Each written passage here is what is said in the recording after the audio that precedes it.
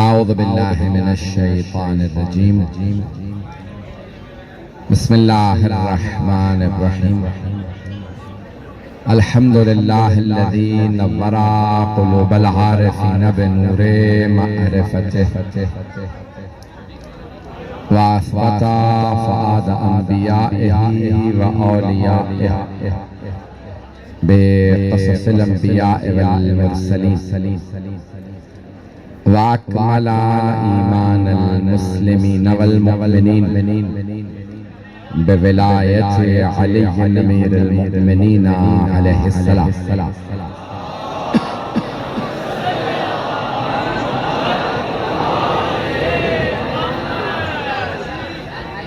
وَالصَّلَاةُ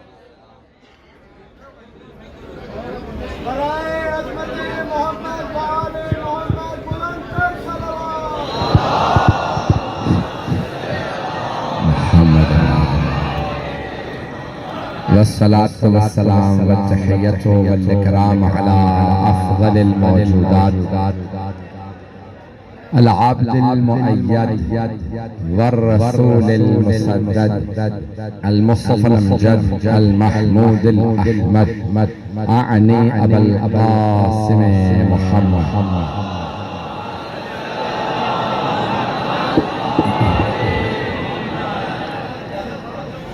وعلى روحه ونفسه وسحره ووسيه سيد الأتقياء والأصفياء مولى الموالي إمام المتقين علي بن أبي طالب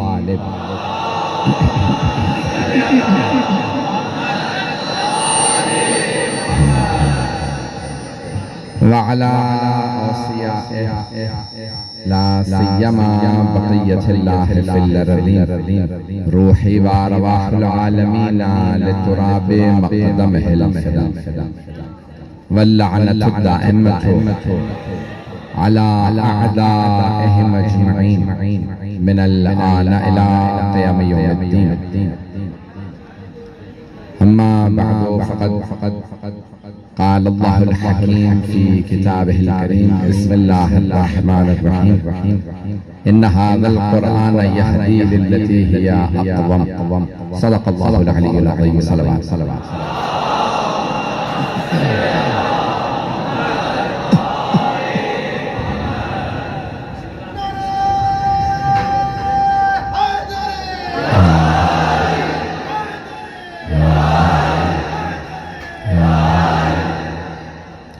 میں آپ تمام مومنین بھائیوں کی بزرگوں کی بچوں کی محبتوں کا بہت ممنون جب پچھلی بار آیا تھا تب بھی آپ نے بے انتہا محبت سے نوازا اور شاہ صاحب مجھے یاد ہے خدا غرق رحمت فرمائے ابھی بھی میں دیکھ رہا ہوں کہ اس گرمی میں لوگ چھت پہ بھی بیٹھے ہیں دیواروں پہ کہیں جگہ نہیں ہے جناب سیدہ آپ کا آنا قبول فرمائے جب ایک اہل بیت کے غلام سے اتنی محبت ہے تو دنیا کیوں نہیں سمجھتی ہم شیعہ اہل بیت سے کتنی محبت کریں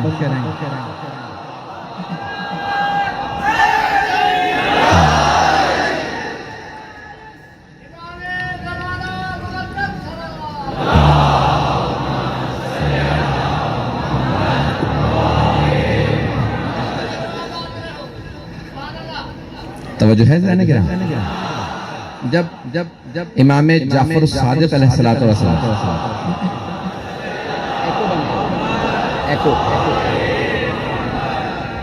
سوال کیا گیا حل الحب والبغض من الایمان مولا کیا محبت اور نفرت کا ایمان سے کوئی تعلق ہے چھٹے امام علیہ السلام مولا کیا محبت اور نفرت کا ایمان سے کوئی تعلق ہے تو آپ نے مسکرا کے دیکھا اور جواب دیا فرمایا کہ حل الایمان الا الحب والبغض کیا ایمان محبت اور نفرت کے علاوہ کسی اور چیز کا نام ہے یہ اللہ سے اللہ والوں سے محبت ہی کا تو نام ہے ایمان اور ان کے دشمنوں سے دوری کا نام ہے ایمان۔ میں نے قرآن کریم کی جس آیت کا انتخاب کیا اس کی تفسیر میں کچھ جملے پیش کروں گا، بہت زیادہ وقت نہیں لوں گا، جہاں تک دیکھوں گا کہ آپ حضرات جس طرح سے بیٹھے مجھے معلوم ہے کوئی پہلو نہیں بدل سکتا، تو کوشش کروں گا کہ آپ کو زیادہ اذیت نہ دوں، آپ لوگ بہت دیر سے بیٹھے ہیں، جہاں تک آپ سنیں گے میں چلتا رہوں گا۔ تو اب یہاں قرآن کریم کی آیت ہے ان ھذا القرآن یہدی للتی ہی اقوم، یہ قرآن سب سے سیدھے راستے کی طرف ہدایت دیتا ہے۔ تو اب اللہ نے قرآن سے متعلق فرمایا یہ قرآن سب سے سیدھے راستے کی طرف۔ ایک ہوتا ہے سیدھا راستہ، ممکن ہے کہ اس میں کوئی جھول بھی ہو، اس راستے کے اندر کہیں پہ کوئی موڑ بھی ہو، لیکن خدا فرما رہا نہیں ان ھذا القرآن یہدی للتی ہی اقوم، یہ قرآن سب سے سیدھے راستے، سب سے سیدھے راستے کی طرف ہدایت کرتا ہے۔ سیدھے راستے پہ کبھی بھی انسان کو ہدایت کی ضرورت نہیں ہوتی، کچھ مجمع ہے کچھ نہیں ہے۔ بھئی اگر آپ نے، میں ابھی آیا ہوں شاہ صاحب کے گھر سے، تو وہاں سے میں تقریباً 20 منٹ لگے، اب وہاں سے کئی گلیاں مڑے ہیں تو وہاں سے یہاں آنے میں راستہ بتانے کی ضرورت ہے۔ لیکن اگر بالکل سیدھی سڑک ہو، کوئی پوچھے جانا ہے مجھے اس مقام پہ، تو آپ کہیں سیدھے چلے جائیے، سیدھے چلے جائیے۔ کہا بھئی مڑنا کہاں پہ؟ کہا مڑنا ہے ہی نہیں، سیدھے جانا۔ سیدھے جانے میں ہدایت کی ضرورت نہیں ہوتی، پھر بھی سارا مجمع نہیں ہے۔ سیدھے راستے پہ ہدایت کی ضرورت نہیں ہوتی کیونکہ راستہ ہی سیدھا ہے۔ لیکن اگر راستے میں شیطان بیٹھا ہو،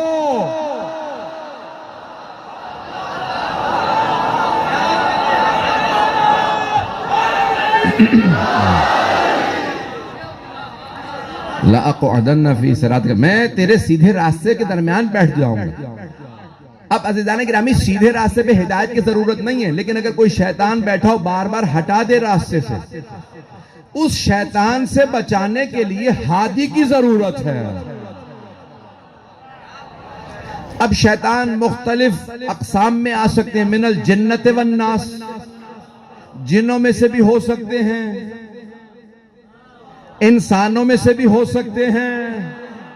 توجہ ہو، بہت محتاط انداز سے چل رہا ہوں۔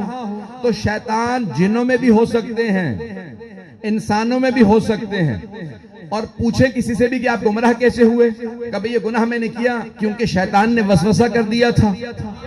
یوسوس فی صدور الناس، دلوں میں وسوسہ کرتا ہے، سینے میں وسوسہ کرتا ہے۔ اچھا شیطان دل میں وسوسہ کر کے گمراہ کر سکتا ہے، تو کیا ہادی بغیر نظر آئے ہدایت نہیں کر سکتا؟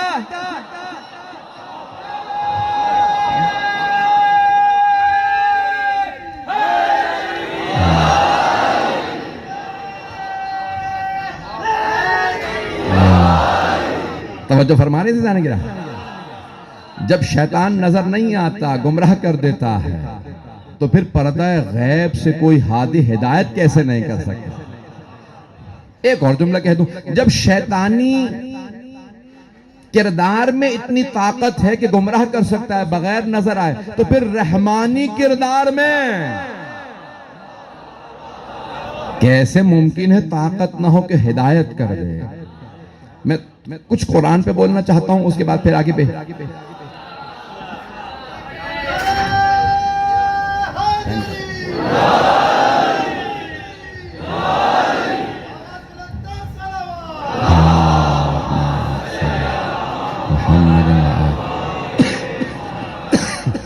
توجہ رہے گی جانے گرا۔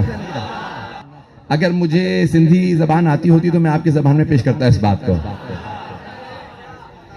بات واضح ہو رہی ہے؟ نظم ہے اور نثر۔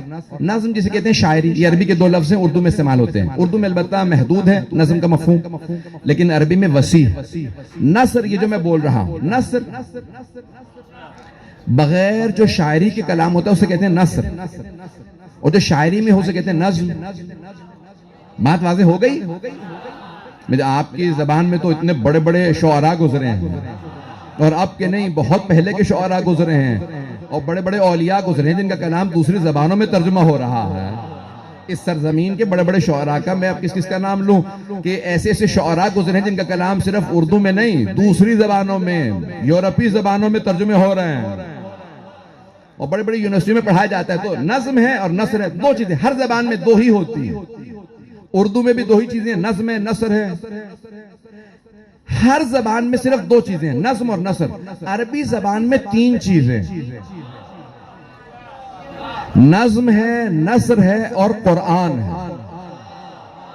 نہیں پہنچا سکا، تھوڑی سی توجہ اور کیجئے گا۔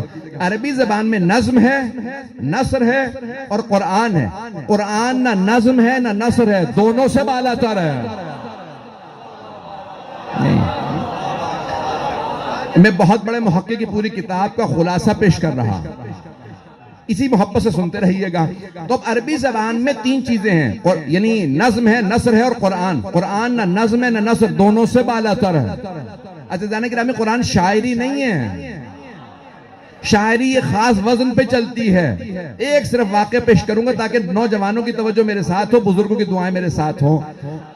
اب رسول خدا، قرآن کا چیلنج تھا کہ اگر تم سمجھتے ہو کہ میرا بھیجا ہوا نبی نہیں ہے معاذ اللہ، تو تم اس قرآن جیسی کتاب لے آؤ، فَأْتُوا بِمِثْلِ هَذَا الْقُرْآنِ،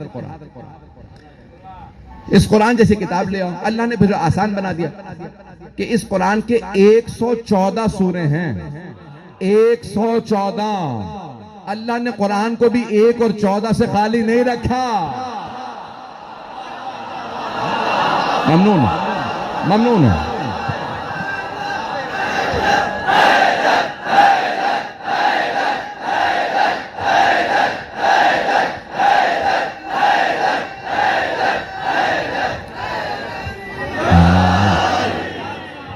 بھئی بہت پیارے انداز سے سن رہے ہیں، میری حیثیت سے زیادہ مجھے آپ محبت عطا فرما رہے ہیں۔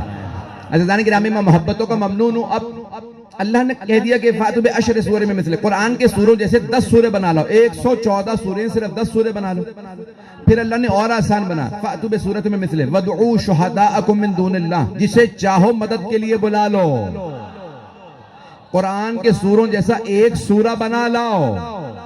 تو اب رسول خدا نے کہا جاؤ جا کے سورہ کوثر جو سب سے مختصر سورہ ہے اسے لکھو، اور جہاں 7 معلقات کعبے میں لٹکے تھے، 7 بہترین شاعری کے قصیدے عرب شعراء کے، 7 کہتے ہیں 7 کو، 7 معلقات، 7 بہترین شعراء کے کلام خانہ کعبہ میں لٹکائے گئے تھے۔ اس سے بہتر اب تک کلام نہیں آیا۔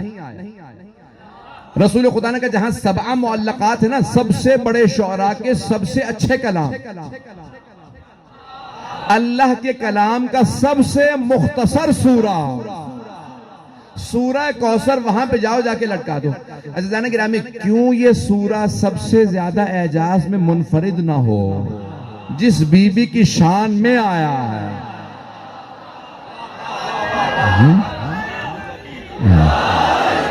وہ بی بی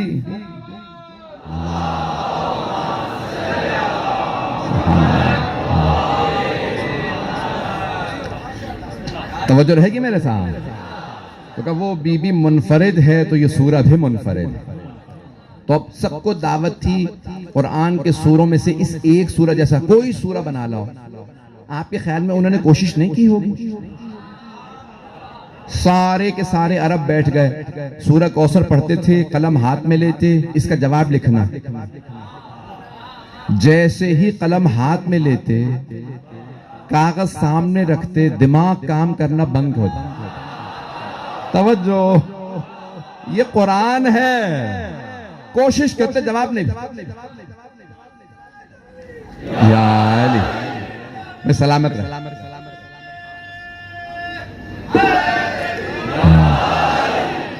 سب نے کوشش کی، کسی سے جواب نہیں بنتا۔ اب ایک بہت بڑا شاعر تھا، اس کا نام تھا شعشع، شین عین شین عین، شعشع۔ وہ پورے سال کلام نہیں کرتا تھا۔ ایسا نہ ہو کہ عام لوگوں سے بولوں میری فصاحت و بلاغت کم ہو جائے۔ مکے میں ایک دن ایک میلہ لگتا تھا جہاں تمام عرب جمع ہوتے تھے، وہ وہاں اپنے قصیدے سناتا تھا۔ سال میں صرف ایک دن بولتا تھا، تو ہر روز عصر کے بعد اپنے گھر سے چہل قدمی کے لیے نکلتا، تمام شعراء اپنا اپنا کلام اس کے سامنے لاتے، ذرا میرا کلام پڑھ شاشا، اس میں غلطیاں نکال دے۔ وہ قلم نکالتا، صرف پڑھتا، کیونکہ بولتا نہیں تھا، میری فصاحت کم نہ ہو جائے، پڑھتا اور فوراً اس کے اوپر غلطیاں لکھ دیتا، توجہ رہے، پڑھتا غلطیاں لکھ دیتا۔ کسی نے کہا ذرا یہ سورہ کوثر اٹھاؤ شاشا کے پاس لے جاؤ، اس سے بڑا شاعر نہیں ہے۔ ایک مرتبہ ایک آدمی نے کہا شاشا اس کلام کی غلطیاں نکال، سارے شعراء کی غلطیاں نکالتا رہا، جیسے سورہ کوثر کو پڑھا، اس نے ایک مرتبہ سورہ کوثر کو پڑھا، قلم اٹھایا، سوچنے پہ مجبور ہوا غلطی نظر نہیں آ رہی، دوبارہ پڑھا، جب تیسری مرتبہ پڑھا تو ایک مرتبہ وہ جو پورے سال بولتا نہیں تھا بول اٹھا، ما ھذا من کلام البشر۔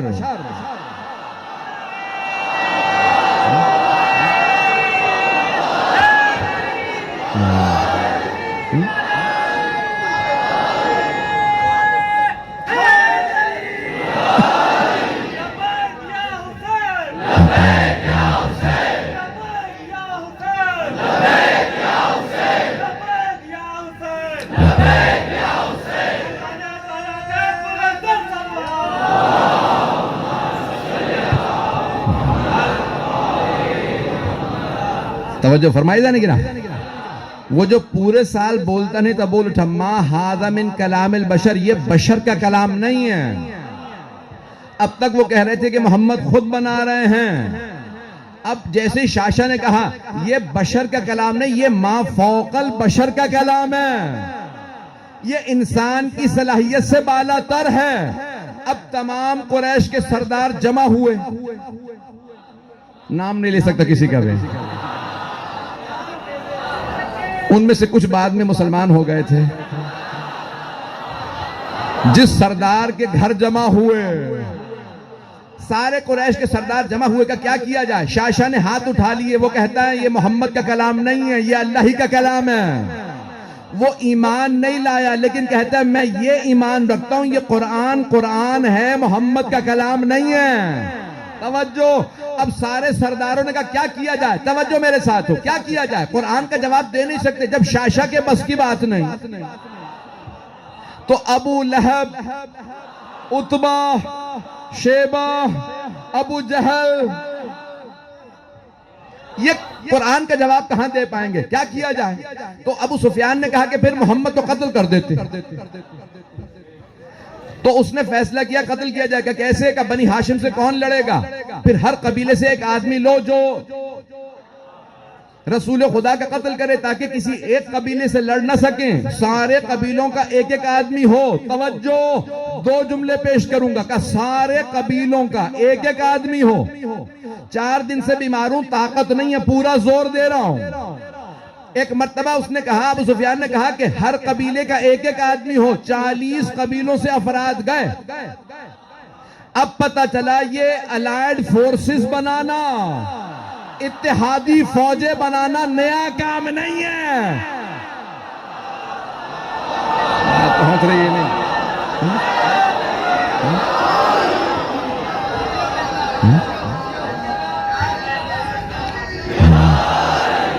توجہ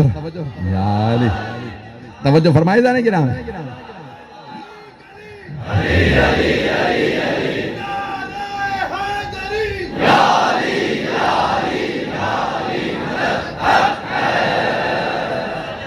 اتحادی فوجیں بنانا نیا کام نہیں ہے۔ تو ایک مرتبہ کا ہر قبیلے سے ایک آدمی ہے۔ عزیزان گرامی، اب یہاں سرور کائنات نے فرمایا کہ نہیں میں ہجرت کروں گا، مجھے تفصیل میں نہیں جانا۔ اب انہوں نے فیصلہ کیا قتل کر دیا جائے۔ کیوں؟ ہمارے پاس قرآن کا جواب نہیں۔ تو ایک بات واضح ہو گئی، جب علم کا جواب علم سے نہ ہو تو دہشت گردی کی جاتی ہے۔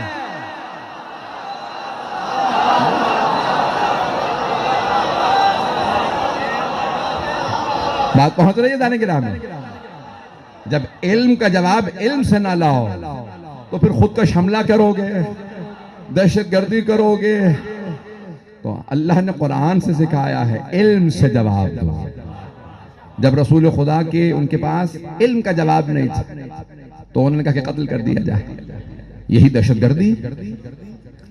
اچھا البتہ اس سے بھی پہلے انہوں نے 3 اور منصوبے بنائے. میں جلدی جلدی پیش کر دوں اگر سننا چاہیں تو. 3 منصوبے بنائے. انہوں نے کہا بھئی 3 طبقات ہیں. رسول خدا جب قرآن کی تلاوت کرتے ہیں نا تو سب بیٹھ جاتے ہیں سننے کے لیے. جو نہیں مانتے وہ بھی سنتے ہیں. یہاں تک ہے تاریخ کے اندر الفاظ کہ سب سے زیادہ پروپیگنڈا رسول خدا کے خلاف جو عتبہ، ابو جہل اور شیبہ کرتے تھے، وہ خود جب رسول خدا رات کو قرآن کی ترتیل کرتے تھے، قرآن کی تلاوت فرماتے تھے نا، تو وہ چھپ کے سننے آتے تھے. ایک مرتبہ تینوں کا آمنا سامنا ہو گیا تو انہوں نے کہا بھئی تم یہاں کہاں؟ کہ مجھ سے بعد میں پوچھنا، تم بتاؤ تم کیسے؟ کہ سچ پوچھو تو میں محمد کا قرآن سننے آیا تھا. آواز بھی پیاری ہے، کلام بھی خوبصورت ہے. کہ پھر آج سے توبہ کرو، لوگوں کو روکتے ہو، خود سنتے ہو. اب پتہ چلا کئی لوگ دل میں تو مانتے ہیں لیکن زبان پہ منافقت ہوتی ہے.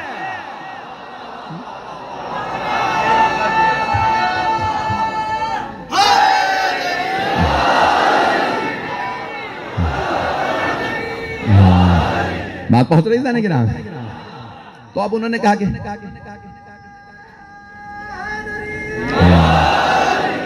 نے کہا 3 منصوبے بنائے جائیں. کیا منصوبہ؟ کا مردوں کو دور رکھنے کے لیے کہا جائے کہ یہ شاعر ہیں. اس زمانے میں اکثر جو شعراء تھے وہ شرابی ہوتے تھے، ہوش میں نہیں ہوتے تھے. کہ مردوں کو دور رکھنے کے لیے کہا جائے غیر سنجیدہ آدمی ہے. خواتین کو دور رکھنے کے لیے کہا جائے کہ ان کا کلام نہ سنو، یہ جادوگر ہیں. خواتین دور رہیں گی، جادوگروں سے ڈرتی ہیں. بچوں کو دور رکھنے کے لیے کہا جائے ہذا مجنون، یہ مجنون ہے، دیوانے ماذ اللہ. بچے دیوانوں کو پتھر مارتے تھے. بھئی معاشرے میں 3 ہی طبقات ہوتے ہیں، مرد، خواتین اور بچے. تینوں کو دور رکھنے کے لیے 3 منصوبے بنائے گئے.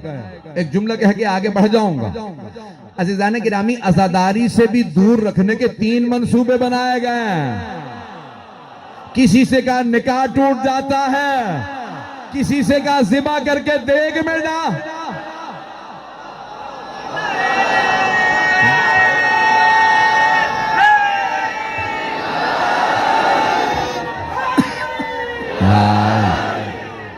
توجہ فرمائیے جانے گرا. تو اب سرور کائنات کے خلاف 3 منصوبے بنائے گئے، لیکن حبیب خدا رسول خدا محمد مصطفیٰ صلی اللہ علیہ وسلم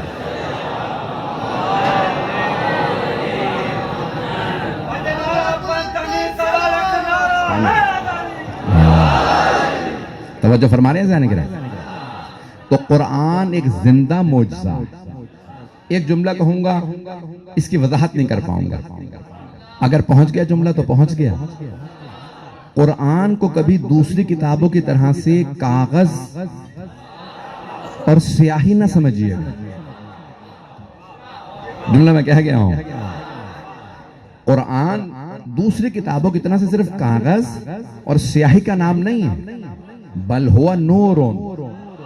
یہ نور ہے، یہ زندہ ہے، یہ شاہد ہے، گواہ ہے، یہ شافع ہے، یہ سامت ہے. توجہ، روز قیامت، اطیب البیان، تفسیر اطیب البیان میں روز قیامت ایک مرتبہ بہت خوبصورت مخلوق اللہ محشور کرے گا. سب سوال کریں گے پروردگارہ یہ کون ہے؟ ہم نے دنیا میں اتنی خوبصورت مخلوق نہیں دیکھی. اللہ کہے گا ذرا اپنا تعارف خود کروا. تو ایک مرتبہ قرآن کریم کہے گا میں قرآن ہوں، ہر گھر میں موجود تھا، تمہیں معلوم ہی نہیں تھا میں کتنا خوبصورت ہوں.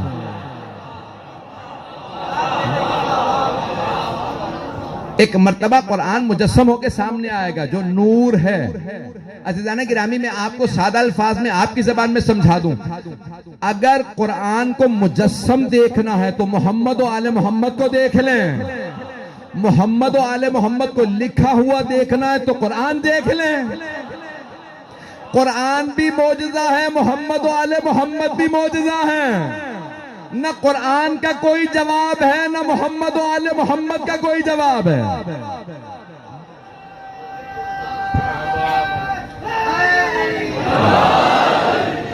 یہ میں نے کہا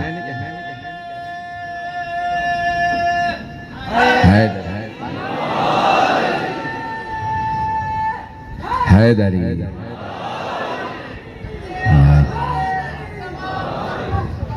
اللہم صلی محمد وآلہ۔ 10-15 منٹ اور چلیں گے نا؟ تو عزیزان گرامی، یہ جملہ میرا نہیں ہے کہ اہل بیت قرآن، یہ جملہ مولا کائنات کا ہے کہ جب نیزوں پہ قرآن لائے گئے تو مولا نے کہا کہ یہ قرآن ان سے لے لو۔ اگر یہ قرآن کو مانتے ہوتے تو کبھی علی سے جنگ کرنے نہ آتے۔ توجہ، یہ قرآن صامت ہے، وَأَنَا الْقُرْآنُ النَّاطِقُ، میں بولتا ہوا قرآن ہوں۔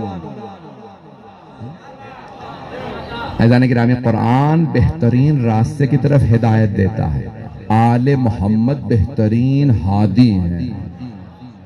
جنت میں جانا ہے تو آل محمد کے پیچھے چلتے رہیے، خود بخود جنت پہنچ جائیں گے۔ آئیں ذرا ایک اور پہلو، آخری پہلو کو پیش کروں گا۔ آئیے ذرا اس پہلو کو ایک خاص انداز سے۔ اللہم صلی علی محمد وآلہ۔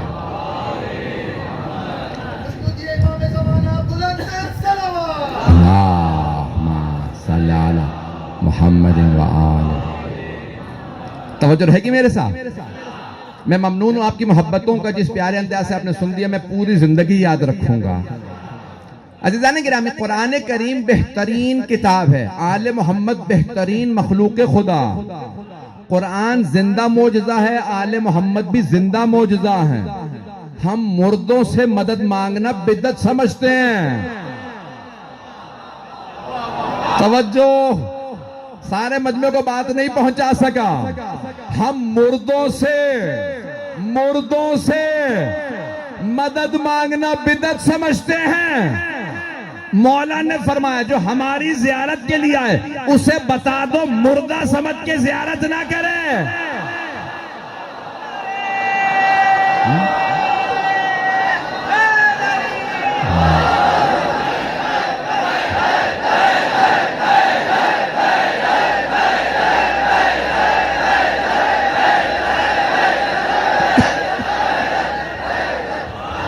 توجہ فرمائی جانے گا۔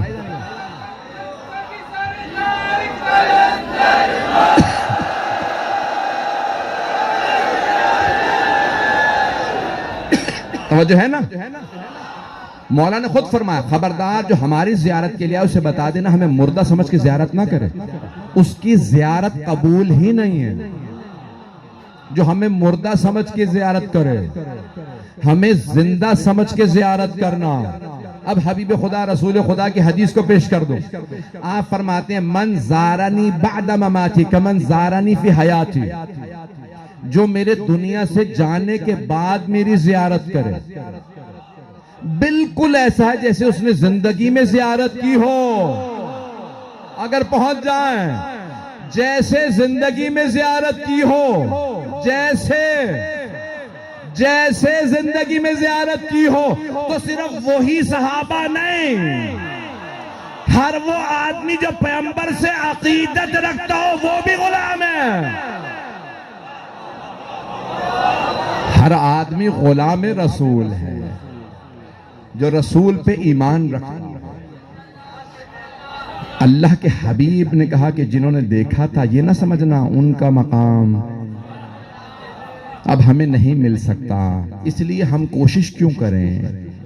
نہ کوشش کرتے رہو، اللہ جو بھی میری زیارت کے لیے آئے گا اسے وہی ثواب عطا کرے گا جیسے اس نے میری زیارت سامنے سے کی ہو۔ ایک اور جملہ پیش کر دو، جب مشہد مقدس تشریف لے جائیں گے نا تو آدھا کلومیٹر باؤنڈری ہے حرم کی، بہت بڑا حرم، سب سے بڑا حرم۔ ہر دروازے پہ بھی اذن دخول لگا دیا گیا، جو امام نے بتایا جو زیارت کے لیے آئے وہ یہ اجازت مانگے پھر اندر جائے، اسے کہتے ہیں اذن دخول، اندر داخل ہونے کی اجازت۔ اجازت کس سے لی جاتی ہے؟ توجہ، زندوں سے اجازت لی جاتی ہے، مردوں سے کوئی اجازت نہیں مانگتا. اب آپ حرم پہ جائیں, وہاں ایک اور جملہ لکھا, امام رضا کا اذن دخول پڑھیں گے نا, وہاں پہ لکھا اشہد انک, میں گواہی دیتا ہوں, آپ اشہد انک تسمع کلامی, میں گواہی دیتا ہوں آپ میرا کلام سن رہے ہیں, وَتَرُدُّ سلامی, میرے سلام کا جواب دے رہے ہیں. اگلا جملہ پڑھتے ہیں, میرے گناہوں کی وجہ سے آنکھوں اور کانوں پہ پردے ہیں, نہ میں دیکھ سکتا ہوں نہ سن سکتا ہوں, تو پردے تو ہمارے کانوں پہ ہیں.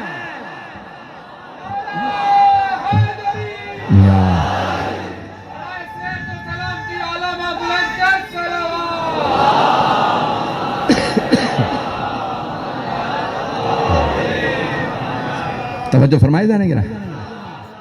تو یہ قرآن ناطق زندہ ہے. آپ جاتے ہیں تو آپ کہتے ہیں, یہاں صرف ایک دو باتیں مجھے پیش کرنا, اس کے بعد ہے تھوڑا سا وقت ہے ابھی میرے, دو باتیں پیش کرنا چاہتا ہوں. ایک کہ شیخ محسن قراتی ایک عالم دین ہے بہت بڑے, تو کہنے لگے میں جنت البقیع میں کھڑا تھا, تو ابا قبا میں تھا, قلم لگا تھا, تو کسی نے آ کے قلم نکالا اور زمین پہ پھینک دیا,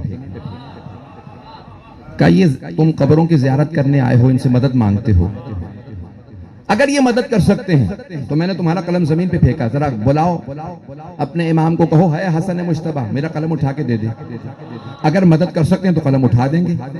تو آقا محسن قراتی کہتے ہیں میں نے کہا اگر تیری دلیل کو مان لوں تو پھر تو خدا بھی مدد نہیں کر سکتا. لوگ ہیں یا نہیں ہے, توجہ ہے. اگر تو کہتا ہے کہ میں امام سے کہوں قلم اٹھا کے دے, تو ذرا اللہ سے کہ قلم اٹھا کے دے دے. یہ ان کاموں کے لیے نہیں بنے کہ تمہارے قلم اٹھا کے دے. یہ بڑے بڑے کام ہوتے ہیں تو کہتے ہیں پروردگارہ سن لے. بات پہنچ رہی ہے جانے گرا, پروردگارہ اس نے مانگا ہے, مجھے وسیلہ قرار دیا. تو آپ اسی لیے دعائے توسل میں بھی یا وجیہن عند اللہ. آپ کسی کے پاس جائیں نا سفارش کے لیے تو کہتے ہیں خود جاؤں گا تو نہیں مانے گا, کسی ایسے کو لے جاؤں جسے مانتا ہو. بات پہنچ گئی. تو اب ہماری تو اللہ کے سامنے آبرو نہیں ہے, تو ہم کہتے ہیں کسے پیش کریں. تو ہمیں پتا ہے محمد و آل محمد سے زیادہ کسی کی آبرو نہیں ہے, اسی لیے پیش کرتے ہیں. عزیزان گرامی, کون ہیں اہل بیت؟ ہم کیوں احترام کرتے ہیں ان کے ماننے والوں کا, ان کے صحابہ کا, ان کے اصحاب کا کیوں احترام کرتے ہیں؟ کیونکہ انہوں نے ان کے فرمان پہ عمل کیا. توجہ, صحابہ رسول کا بھی احترام اسی لیے ہے کہ انہوں نے رسول خدا کی بات کو مانا, قرآن پہ عمل کیا. اہل بیت کے بھی اصحاب کا اسی لیے احترام ہے کہ انہوں نے اطاعت کی, فرما برداری کی. ہے ایسا یا نہیں؟ توجہ میرے ساتھ, گھبرا کے نہ سنیے. بس یہ آخری بات پیش کرو, اسی پہ تمام. قرآن میں آیت آئی اقیم الصلاۃ, نماز قائم کرو, تو صحابہ نے نماز پڑھی. یا ایھا الذین آمنوا کتب علیکم الصیام, پوری آیات نہیں پڑھوں گا, یاد ہیں, وقت نہیں ہے. اے ایمان والو تم پہ روزے لکھ دیے گئے ہیں جس طرح سے تمہارے سے گزشتہ امتوں پہ روزے فرض کیے گئے تھے, کما کتب علی الذین من قبل. عزیزان گرامی, اللہ نے قرآن میں آیات نازل کی, روزہ رکھو. صحابہ نے روزہ رکھا. وَلِلَّهِ عَلَى النَّاسِ حِجُّ الْبَيْتِ مَنِ اسْتَطَاعَ إِلَيْهِ سَبِيلًا, اللہ کے گھر کا حج فرض ہے ان پہ جن کے پاس استطاعت ہو. صحابہ حج پہ چلے گئے. اللہ نے کہا زکوٰۃ ادا, وَآتُوا الزَّکَاۃَ, زکوٰۃ ادا کرو. صحابہ نے زکوٰۃ دی. اللہ نے کہا خمس نکالو, انہوں نے خمس ادا کیا. اللہ نے کہا جہاد پہ جاؤ, وہ جہاد پہ گئے. توجہ, اللہ نے کہا ہجرت کرو, انہوں نے ہجرت کی. امر بالمعروف کرو, انہوں نے امر بالمعروف کیا. اللہ نے کہا نہیں انل منکر کرو, انہوں نے نہیں انل منکر کیا. تو وہ عمل کرتے رہے, آیتوں کے انتظار میں رہتے تھے. آیتوں کے, آیت آئے تو ہم عمل کریں. صحابہ آیتوں کے انتظار میں رہتے تھے, آیتیں آل محمد کے انتظار میں رہتی تھیں. علی حالت رکوع میں زکات دے تو میں ہوں.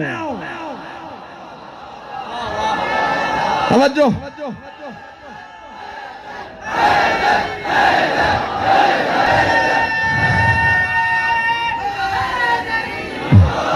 میں نے تو پورا پڑھا ہی نہیں ہے. علی بستر رسالت پہ سوئے تو آیت آئے. سیدہ نے راہ خدا میں روٹیاں دی تو سورہ آیا. حسن مجتبیٰ نے پوشاک مانگی تو آیت آئے. حسین پشت پہ سوار ہوئے. علی نے خیبر کا در اکھاڑا. وَيُعَذِّبُهُمُ اللَّهُ بِأَيْدِيكُمْ. اللہ اپنے دشمنوں پہ تمہارے ہاتھوں سے.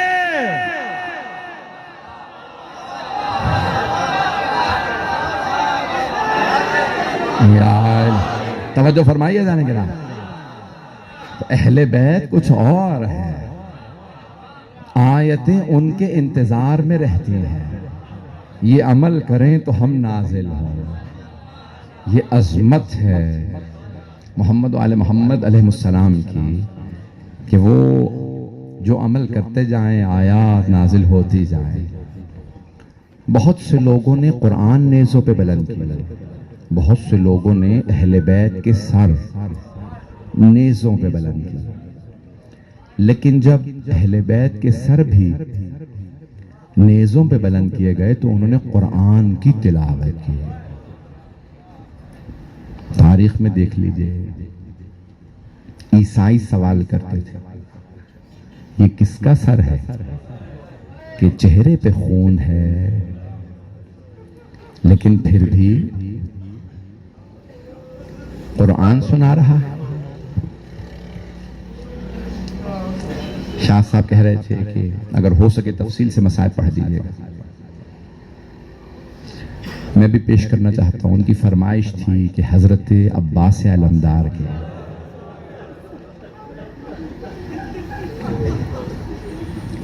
کچھ مومنین تو نام آتے ہی غازی عباس کا. شاید آپ نے یہ روایت پہلے نہ سنی ہو, شاید سنی ہو. روضۃ الشہداء میں ہے. مسلم میں گچکار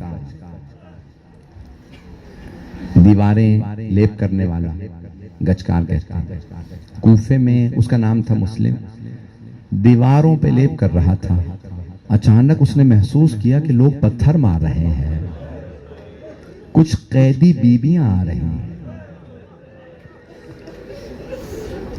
اس نے ایک مرتبہ اپنا مزدوری کا کام چھوڑا, دوڑتا ہوا کہ دیکھنے کیا ہو رہا ہے.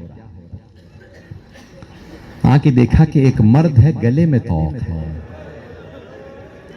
ہاتھوں میں ہتھکڑیاں ہیں, پاؤں میں بیڑیاں. کچھ بیویاں ہیں, بچے ہیں. میرے بعض بزرگ شاید برداشت نہ کر پائے. اب وہ مسلم گچکار کہتے ہیں میں نے دیکھا کہ نیزے ہیں, نیزوں پہ سر بلند ہے.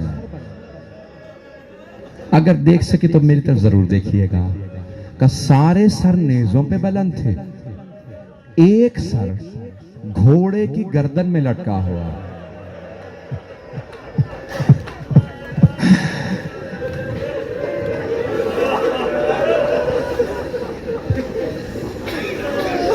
تو وہ کہتا ہے میں نے شمر سے سوال کیا یہ سر کس کا ہے؟ تو شمر نے کہا مجھ سے مت پوچھ, وہ جو قیدی ہے نا, قیدی سے سوال کر, وہ بتائے. ایک مرتبہ وہ مسلم گچکار کا کہا کہ قیدی ہیں تو آپ قیدی, لیکن آپ کے چہرے پہ نور ہے, مظلومیت ہے. میرا سوال ہے یہ سارے سر نیزوں پہ بلند ہیں, یہ ایک سر گھوڑے کی گردن میں کیوں ہے؟ تو ایک مرتبہ قیدی گریہ کرنے لگے, گریہ فرمانے لگے, رونے لگے. امام سجاد کہا یہ سر میرے چچا عباس کا, کہا میرے چچا عباس کا سر ہے. بس بھئی دو وجہ بتائے گئی ہیں کہ یہ سر نیزے پہ بلند کیوں نہیں ہے. مجھے معاف کر دے گا برداشت نہ کر سکیں. کہ پہلی وجہ اس میں اتنے گرز مارے گئے تھے,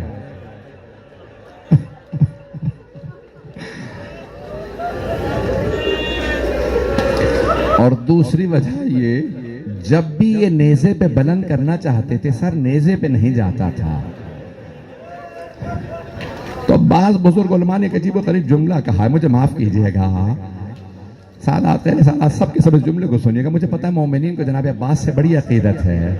مجھے بتایا کہ اس امام مالکہ میں لوگ بڑی عقیدت سے جناب عباس کے مصائب سنتے ہیں. تو ایک مرتبہ کہا کہ کیوں؟ کہا کیونکہ پوچھا مولا سجاد نے، ذرا بتائیے. کہا کہ سجاد آپ کی دادی نے پردے بچانے کے لیے مانگا تھا. جب نیزے پہ جاؤں تو مجھے بیویاں نظر آتی ہے جن کی چادریں چھینی جا چکی ہے. اجرکم اللہ، اجرکم اللہ. جناب عباس علیہ السلام بہت مظلوم ہے. آئیں ذرا جناب ام البنین کے دو جملے پڑھنا چاہتا ہوں. جب خبر ملی نا جناب ام البنین کو، بشیر ابن جذلم نے ایک مرتبہ اعلان کیا مسجد نبوی میں، بلند آواز سے اعلان کیا، یا اہل یثرب لا مقام لکم بہا قتل الحسین بکربلا. مدینے والوں نے کہا کہ یثرب والوں، یعنی جس نبی کی وجہ سے مدینہ کہا گیا تھا نا، اسی نبی کے نواسے کو مسلمانوں نے مار دیا.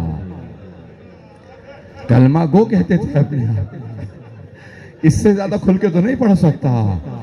کلمہ بھی اسی نبی کا پڑھتے تھے، گلا بھی اسی کے بیٹے کا کاٹتے تھے. اسی نبی کی نواسیوں کو قیدی بنا کے بازاروں میں لے آئے تھے. تو ایک مرتبہ کہا اے یثرب والو، اب یہ شہر جینے لائق نہیں رہا، حسین مارے گا. مسجد نبوی کے ساتھ والا گھر جناب امیر المومنین کا گھر، اس گھر میں جناب ام البنین رہا کرتے ہیں. بی بی نے اپنے پوتے کو آواز دی، فضل ذرا مجھے مسجد نبوی لے چل. بی بی نے سر پہ برقع رکھا، آنکھوں میں بی بی کے موتیا اتر آیا تھا، ہاتھ میں عصا لیا. جیسے ہی مسجد آئیں سوال کیا، بشیر یہ کون سا حسین مارا گیا؟ بی بی کے آنسو بہ رہے تھے لیکن دل نہیں مان رہا تھا. قتل الحسین، حسین مارے گئے. ایک مرتبہ کا بشیر یہ کون سا حسین مارا گیا؟ بشیر کو نہیں پتا بی بی کون ہے، کیونکہ بی بی برقعے میں تھی. تو ایک مرتبہ بشیر نے کہا، بی بی آپ کو نہیں پتا؟ نواسہ رسول حسین، علی کا لال حسین، فاطمہ کے دل کا چین حسین. بی بی کے اور زیادہ آنسو بہنے لگے. اب بی بی نے ایک اور سوال کیا، بشیر میں کیسے مان لوں عباس کے ہوتے ہوئے حسین مارے گئے؟ کہا نہیں بی بی آپ نے غلط سنا، پہلے عباس مارے گئے بعد میں حسین مارے گئے. کہا بشیر میں کیسے مان لوں علی کا شیر بیٹا عباس جنگ نہ کر سکا؟ کہا بی بی جب عباس کے سر میں گرز لگا وہ گھوڑے کی زین پہ سنبھل نہیں سکے.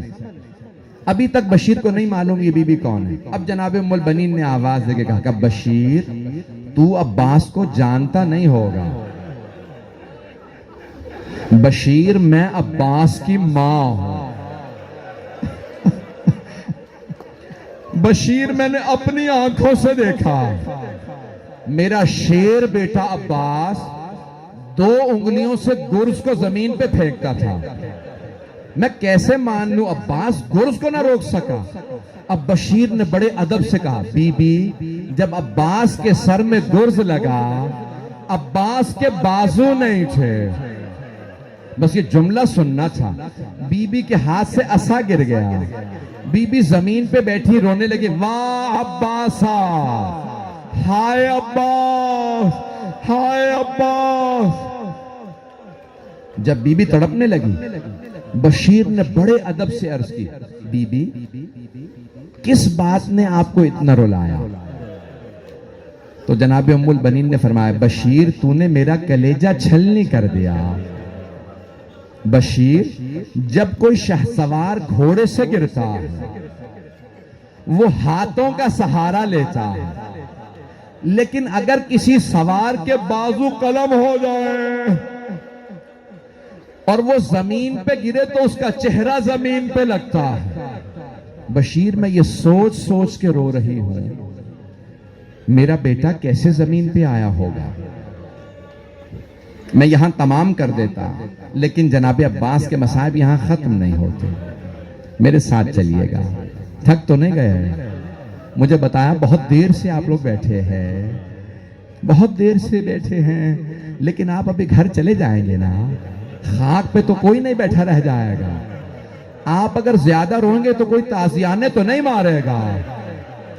جب علی و بطول کی بیٹیاں روتی تھیں تو انہیں تازیانے مارے جاتے تھے۔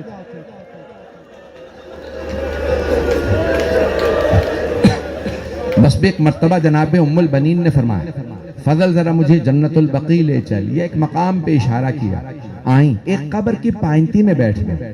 ایک بہت بزرگ عالم دین سے جملہ پیش کر رہا ہوں۔ ان کی قبر میں بیٹھنے کے بعد بی بی ام البنین نے فرمایا بی بی میرے عباس کو معاف کر دیجئے۔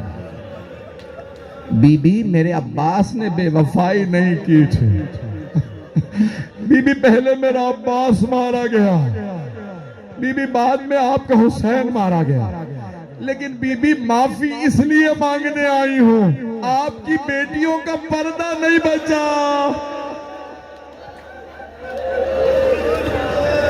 اجرکم اللہ، اجرکم اللہ۔ بی بی کے 4 بیٹے تھے جناب ام البنین کے، چاروں کربلا میں شہید ہوئے۔ اب بی بی نے چاروں بیٹوں کے نام سے قبر بنائی، کہ یہ میرے عباس کی قبر ہے، یہ جعفر کی، یہ عبداللہ، یہ عمران، سارے قبریں بنائیں۔ پھر ایک مرتبہ کہا میرے شیرو میں تم پہ گریہ نہیں کروں گی کیونکہ تمہاری ماں زندہ ہے۔ پھر بی بی اپنے ہاتھ سے ایک 5ویں قبر بناتی، کہتی یہ میرے مولا حسین کی قبر ہے، میں کربلا میں ہوتی میں پانی ڈالا کرتی، میں قبر کی صفائی کیا کرتی۔ پھر بی بی کہتی مولا میں صرف آپ پہ گریہ کروں گی۔ آخری جملے سن لیجئے، میری طرف دیکھیے گا۔ بی بی ہر روز صبح جاتی جنت البقیع اور مرثیہ پڑھا کرتی۔ شیخ عباس قمی نے بی بی کے مرثیے کے جملے لکھے، جانتے کیا مرثیہ کرتی؟ او کربلا سے آنے والوں مجھے اتنا بتا دو، کیا ابھی بھی فرات پہ پہرے ہیں یا قبروں پہ پانی ڈال دیا گیا؟ اے کربلا سے آنے والوں مجھے اتنا بتاؤ، جب میرا شیر بیٹا عباس گھوڑے سے گرا اس نے کس چیز کا سہارا لیا؟ اجرکم اللہ۔ بس بھئی میں نے کتاب میں دیکھا ہے کہ مروان نے بی بی ام البنین کو زہر دلوا دیا تھا۔ کیوں؟ بی بی اتنا مرثیہ پڑھتی کہ مدینے کا ہر آدمی روتا تھا۔ ایک دن کسی نے پوچھا کیا بات ہے، یہ کون بزرگ خاتون ہیں جو جب مرثیہ پڑھتی ہیں تو سب روتے ہیں؟ کہا اس بی بی کو عباس کا بڑا درد ہے۔ جب جناب زینب کے پاس آئی نا روضہ رسول پہ جناب ام البنین، تو جناب ام البنین نے فرمایا کہ بی بی میں آپ کو مولا حسین کا پرسہ دینے آئے۔ تو جناب ام البنین سے جناب زینب کبریٰ سلام اللہ علیہ نے فرمایا کہ اماں میں آپ کو عباس کا پرسہ دیتی۔ تو جناب ام البنین رونے لگی کہ بی بی مجھے کوئی عباس کا پرسہ نہ دے، مجھے صرف میرے مولا حسین کا پرسہ دے، میرے سارے بیٹے حسین پہ قربان۔ الا لعنت اللہ علی القوم الظالمین۔ 2 منٹ۔ وَسَيَعْلَمُ الَّذِينَ ظَلَمُوا أَيَّ مُنْقَلِبٍ يَنْقَلِبُونَ۔ بس بھئی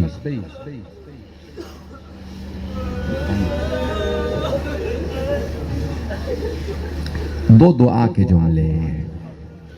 شاہ صاحب نے یہ بھی کہا تھا اگر حضرت علی اصغر کے بھی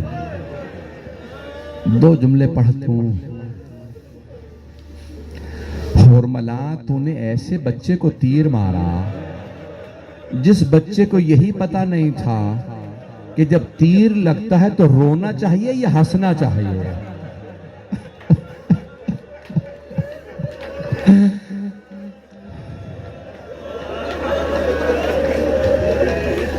پروردگارہ عجیب ہے نا۔ آئیں ذرا ہاتھ کو بلند کیجئے گا۔ پروردگارہ واسطہ اس ننھے سے سر کا جسے جب جناب رباب نے واپس لیا نا شام میں شہداء کے سر واپس مل گئے تھے، آپ نے سنا ہوگا شام میں شہداء کے سر آئے، جب جناب علی اصغر کا سر آیا جناب رباب نے برقعے کا دامن پھیلایا، سر لیا اور ایک سوال کیا، علی اصغر ام مثلو کا تنحر، بیٹا علی اصغر کیا آپ جیسے بچوں کو بھی نہر کیا جاتا؟ بیٹا اونٹوں کو نہر کیا جاتا،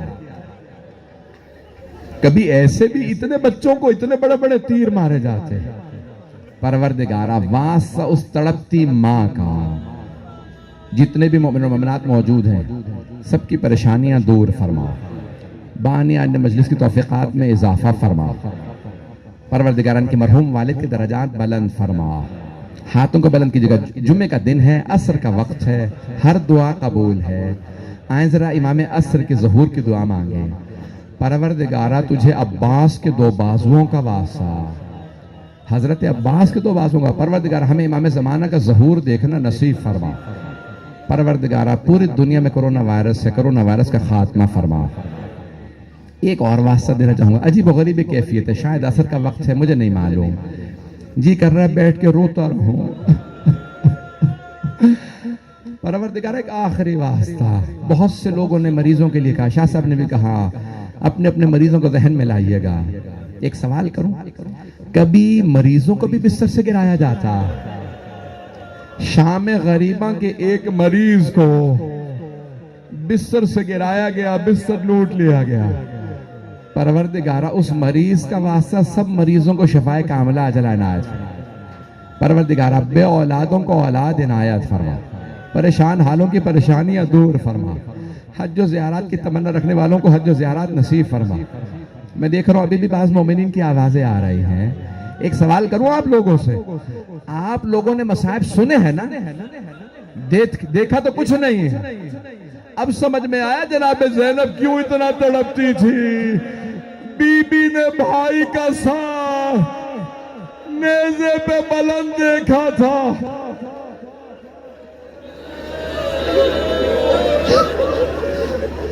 پروردگارہ جناب زینب کی چادر کا واسطہ ہماری گنہگار آنکھوں کو امام زمانہ کی زیارت نصیب فرما، جنت البقیع دوبارہ تعمیر ہوتا دیکھنا نصیب فرما، پروردگارہ جو ہاتھ بلند ہے کسی کو رد نہ فرما۔